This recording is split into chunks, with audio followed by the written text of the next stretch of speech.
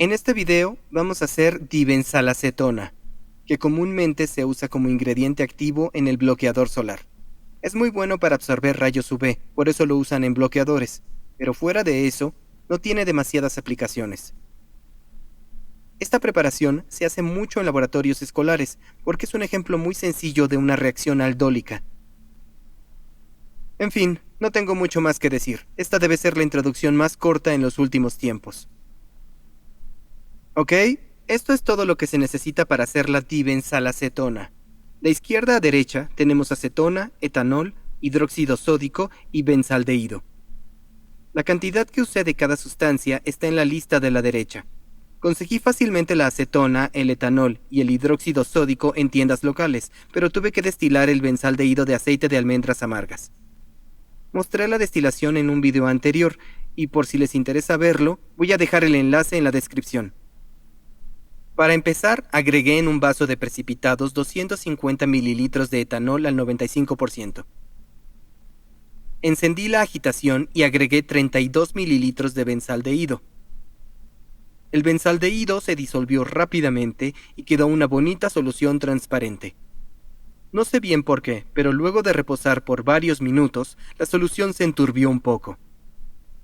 El benzaldehído tiende a oxidarse en el aire como ácido benzoico, pero es soluble en etanol y no debería hacerse turbio. Luego cambié los vasos y era hora de hacer la solución de hidróxido sódico. Esta fue muy fácil de hacer. Disolví 18 gramos de hidróxido sódico en 150 mililitros de agua destilada. Es importante recordar que disolver hidróxido sódico es muy exotérmico y el agua se va a calentar bastante. Con una agitación constante, todo el hidróxido sódico se disolvía, aunque la solución seguía estando un poco turbia. Este enturbiamiento no se debe a ningún sólido, solo son burbujas de aire, por lo que no había que esperar a que fuera totalmente transparente. Volví a poner la mezcla de etanol y benzaldehído en el agitador magnético, y era momento de mezclarla con la solución de hidróxido sódico que acababa de hacer. Un problema de añadir hidróxido sódico al benzaldehído es que va a ocurrir una reacción de Cannizzaro hasta cierto punto. Para limitar la pérdida de rendimiento, tenía que hacer el siguiente paso lo más pronto posible. Después de mezclarlas estaba demasiado turbio, y quise ver si agregar etanol lo aclararía. Agregué una gran cantidad, pero no pareció ayudar demasiado. Para iniciar la reacción, agregué 10 mililitros de la acetona. En un inicio no parecía que estuviera pasando algo, pero muy lentamente la solución fue tomando un color amarillo. El color amarillo se fue oscureciendo hasta llegar a un anaranjado oscuro, y empezó a desprenderse un precipitado amarillo. Este precipitado es nuestro producto deseado, la dibenzalacetona. La razón por la que pasa por esta lenta transición de color es que inicialmente, mientras se está produciendo, puede disolverse en la solución. Conforme la concentración de la dibenzalacetona aumenta en la solución, empieza a tomar un color cada vez más oscuro. Pero llega un punto en que la solución no puede sostener más producto, así que a medida que se produce la dibenzalacetona se empieza a precipitar. Aquí podemos ver la reacción general que está sucediendo en la que dos moléculas de benzaldehído reaccionan con una de acetona. Esto sucede en presencia del hidróxido sódico y esto lleva a la producción de una gran molécula combinada llamada dibenzalacetona. Este tipo de reacción se conoce como condensación aldólica, de la que ya he hablado en otros videos. Tengo muchos videos a estas alturas que ya no me acuerdo exactamente en cuál lo hice, pero estoy seguro de que la mencioné en un video muy similar a este. Hay una reacción muy parecida a esta llamada reacción de reloj de cinamaldehído, que básicamente usa cinamaldehído en lugar de benzaldehído.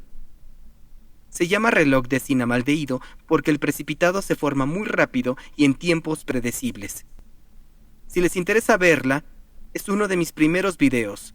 Voy a dejar el enlace en la descripción. En cuanto al mecanismo, no es muy complicado. Voy a repasarlo bastante rápido.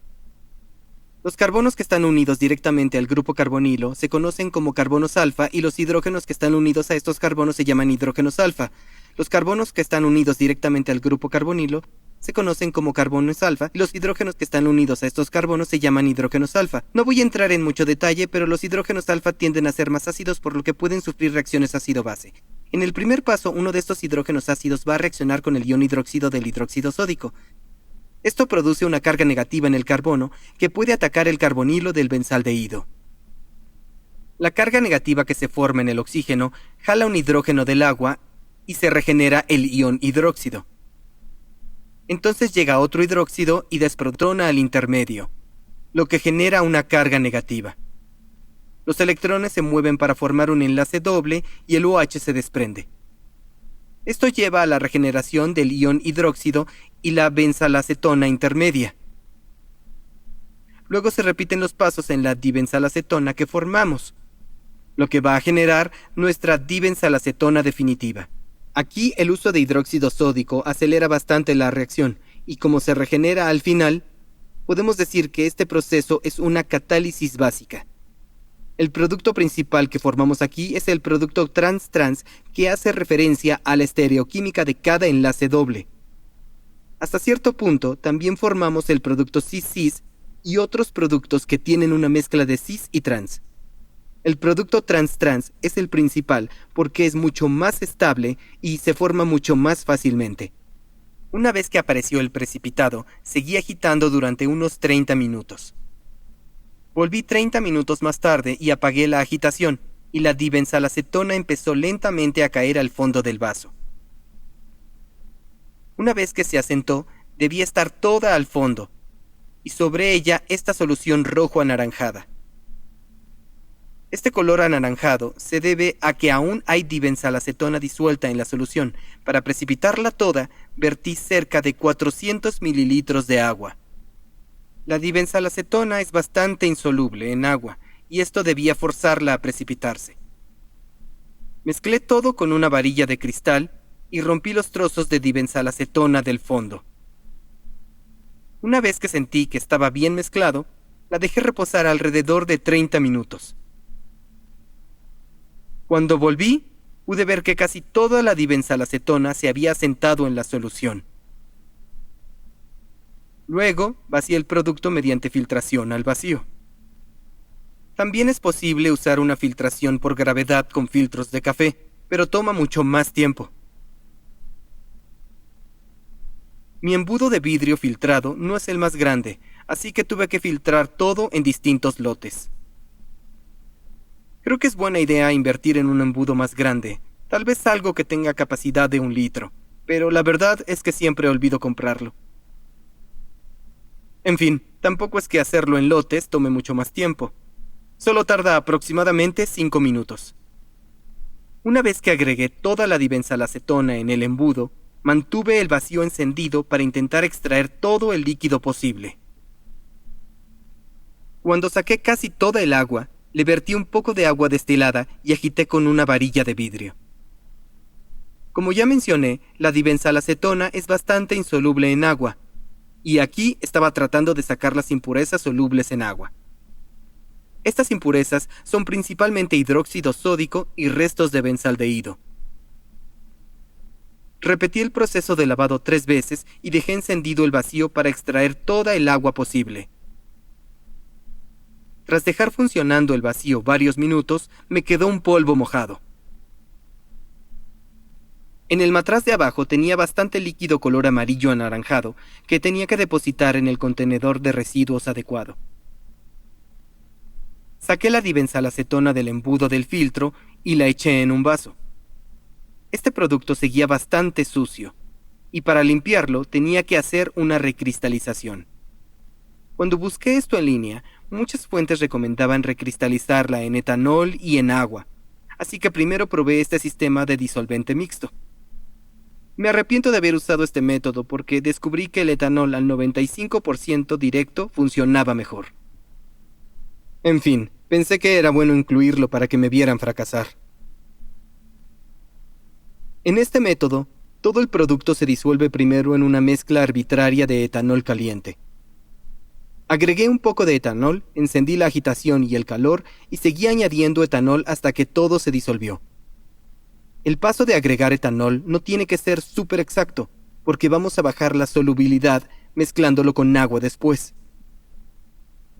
Cuando el etanol se empezó a calentar de verdad, lo tapé con un plástico autoadherente para mantener el vapor dentro del vaso.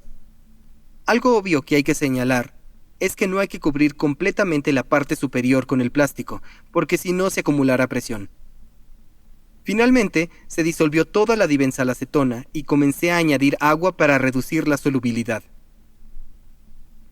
Esto puede ser un poco confuso, porque la solución ya estaba turbia antes de añadir el agua. Este enturbiamiento se debe a algunas impurezas y les voy a mostrar cómo lo resuelvo en unos minutos. Pueden ver que aparece un precipitado cuando lanzo el agua, pero se vuelve a disolver rápidamente en el etanol. La idea es añadir agua justa para que el precipitado se mantenga, y luego añadir un poquito más de etanol para disolver todo. Esto nos dará una solución que esté en su punto de saturación y a medida de que se enfríe, el producto debería cristalizarse poco a poco. Pero una alerta de spoiler, no sucedió. Es muy sutil, pero luego de añadir agua, la solución siguió turbia, así que volví a agregar un poco más de etanol. Tras añadirlo varias veces, regresaba a como estaba antes, así que sé que llegué al punto correcto. Como mencioné antes, la solución comenzó más turbia de lo que debería, así que para solucionarlo, hice una filtración en caliente. Filtré la solución por filtros de café directamente a otro vaso. Algo importante de señalar es todo el sólido que está flotando en el primer vaso. Con la agitación encendida no era súper evidente, pero cuando la apagué, los sólidos se hundieron hasta el fondo. Pero bueno, lo que estoy filtrando aquí es básicamente esa cosa desconocida e insoluble.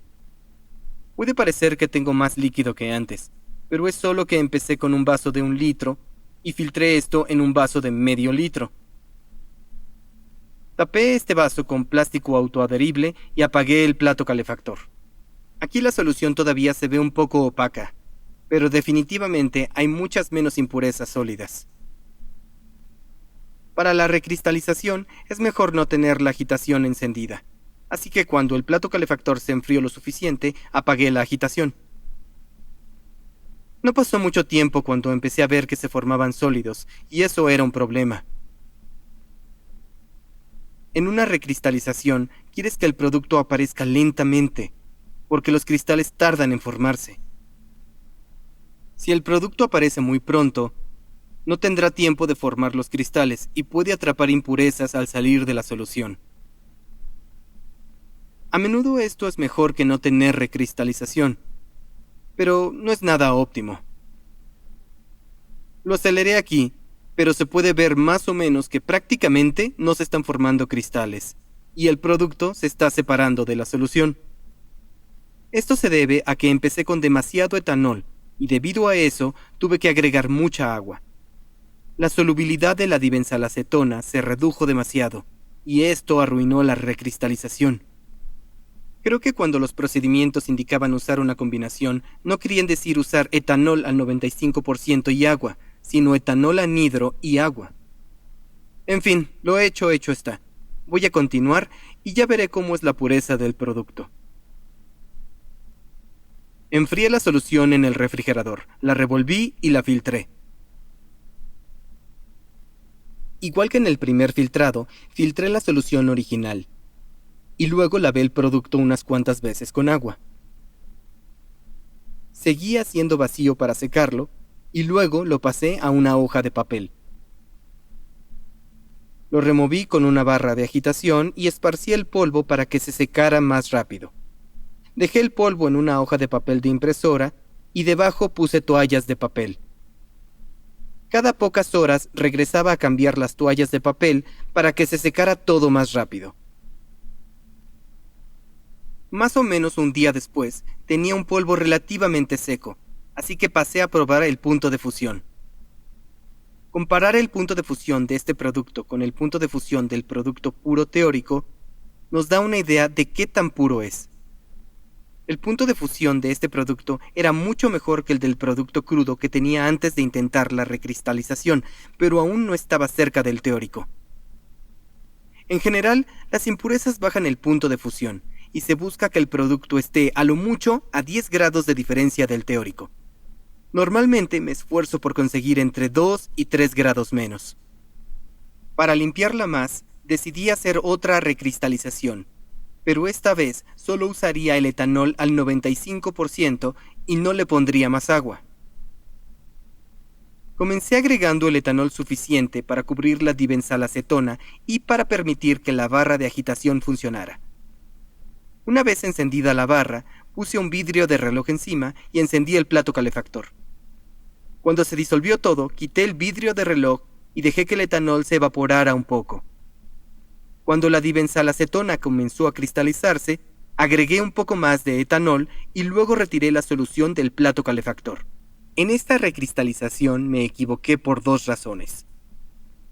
Primera, olvidé volver a poner el vidrio de reloj en el vaso y esto causó que se cristalizara por encima y por abajo.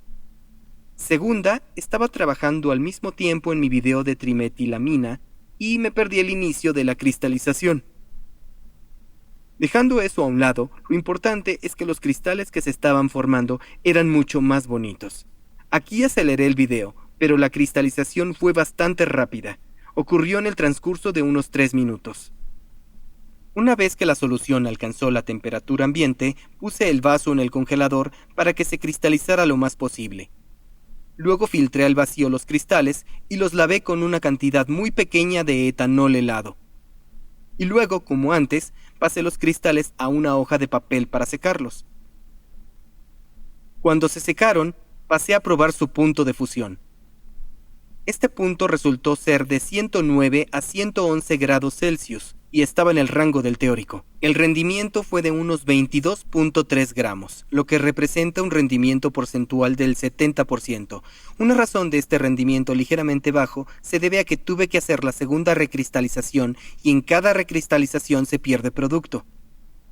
Además, la acetona probablemente reaccionó consigo misma un poco, lo que también pudo reducir el rendimiento. Como mencioné antes, la dibensalacetona se usa para hacer bloqueador solar, porque es muy buena para absorber la luz UV. Preparé 2 pruebas bastante sencillas para demostrar esta propiedad.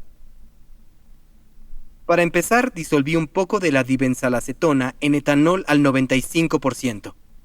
Aquí estoy intentando hacer una solución saturada, por lo que la parte de la dibensalacetona no se disolverá. Después de girar el vaso por 1 minuto, estaba listo para continuar la prueba. Las pruebas que voy a hacer son muy sencillas. En el vaso de la izquierda tengo la solución que acabo de hacer y en el de la derecha tengo solo etanol. Lo que hago ahora es alzar cada vaso y podemos ver que la luz puede pasar a través de ambos. En efecto hay un poco de sombra, pero es más bien porque el vaso y mi mano bloquean algo de luz. Ahora que sabemos cómo se ven bajo luz blanca de amplio espectro, podemos verlos bajo luz ultravioleta. Apagué la luz y encendí la lámpara ultravioleta, e igual que antes, probé si la luz podía pasar a través de ellos. Para el etanol solo, comprobé que la luz pasaba bastante bien. Pero para la solución de dibensalacetona, podemos ver que hay una sombra debajo del vaso. Esto es un buen indicador de que la dibensalacetona está absorbiendo la luz ultravioleta. Para la segunda prueba, usé cuentas que cambian de color cuando se exponen a rayos UV. Esta prueba está más orientada a sus capacidades de protección solar. Una de las bolsas va a estar cubierta de dibensalacetona y veremos cómo una capa delgada puede proteger las cuentas. La bolsa de la izquierda es el grupo de control, y con una bola de algodón mojé bien la superficie con etanol. La bolsa de la derecha era la bolsa de prueba y la mojé con la solución de etanol y dibensalacetona. La solución que estoy usando aquí es la misma de hace un momento, solo que un poco más concentrada. Sigo usando etanol, pero para disolverlo más lo calenté un poco. Justo después de mojar la bolsa de prueba, encendí la lámpara UV. Rápidamente, las cuentas de la bolsa izquierda empezaron a cambiar de color, pero en la bolsa de la derecha se quedaron igual. Lo que podemos concluir de esto es que la dibensalacetona está absorbiendo los rayos UV y evita que lleguen a las cuentas. Esta no es una prueba supercientífica, es más una demostración. porque no calculé la concentración de la solución de dibensalacetona y no tengo idea de cuánto le puse a la bolsa. A pesar de este problema, aún así pensé que sería divertido calcular el FPS, que significa factor de protección solar. El FPS es una clasificación comúnmente usada en los bloqueadores solares para medir la fracción de rayos UV que llega a la piel. Por ejemplo, un FPS de 15 significa que un quinceavo de los rayos UV logran pasar el bloqueador. Para calcularlo, solo tengo que medir cuánto tarda la bolsa de control en cambiar completamente y cuánto tarda la bolsa de prueba en cambiar totalmente. Si dividimos el tiempo de la bolsa de prueba entre el de la bolsa de control, obtendremos el FPS.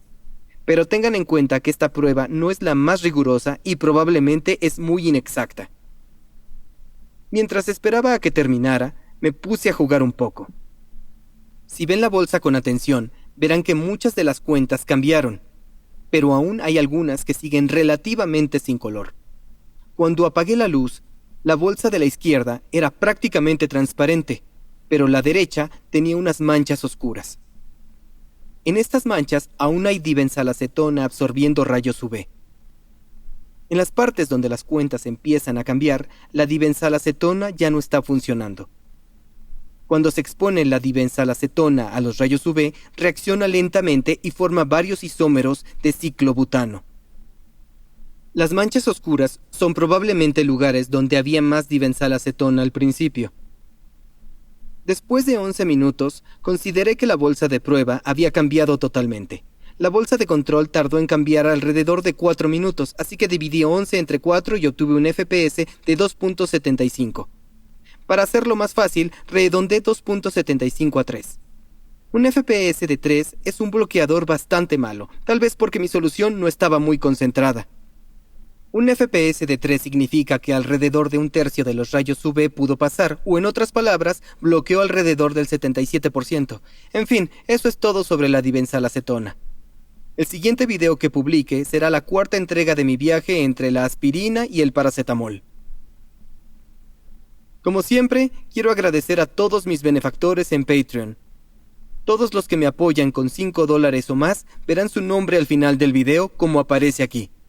Si cometo un error en su nombre o si olvido incluirlos, por favor envíenme un mensaje en Patreon.